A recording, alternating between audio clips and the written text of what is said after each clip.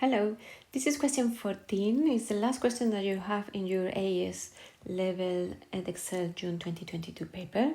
You have a proof question.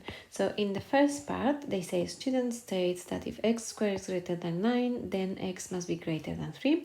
Determine whether or not this statement is true, giving a reason for your answer. So they are saying that if x squared is greater than 9, then x is greater than 3.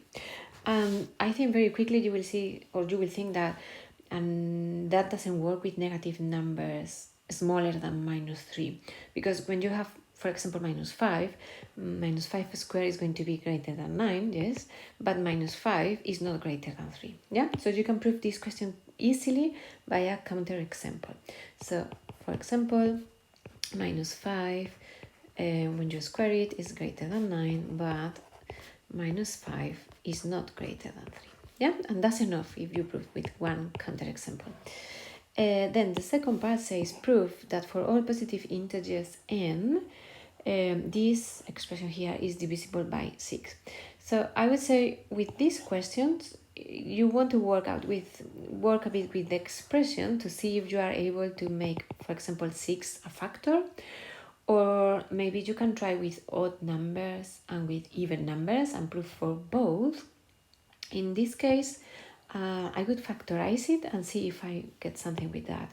So if you factorize that, you have n squared plus 3m plus 2. Then you factorize the quadratic and you have n plus 1 and n plus 2, no? And here, what you have is the product of 3 consecutive numbers.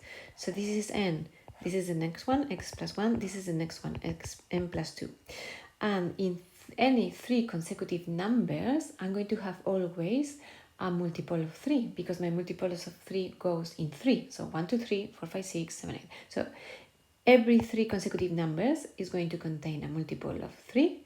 And for the same reason, because the even numbers goes every 2, so every 2 numbers I always have one, every 2 consecutive numbers I always have an even number, I'm going to have a multiple of 2. So in these 3 consecutive numbers, I'm going to have multiple of 3. So one of them will be at least one, one will be multiple of 3, and at least one will be multiple of 2. Yeah, a multiple of 2. So that means that they are multiple of 3. Of 6, sorry. But the reason is that they are 3 consecutive whole numbers. Yeah, I'm writing it back. Positive integers. Yeah, and that's all. That's very quick and not a difficult question. You have to realize this. The proof questions are never easy, or they are not usually easy.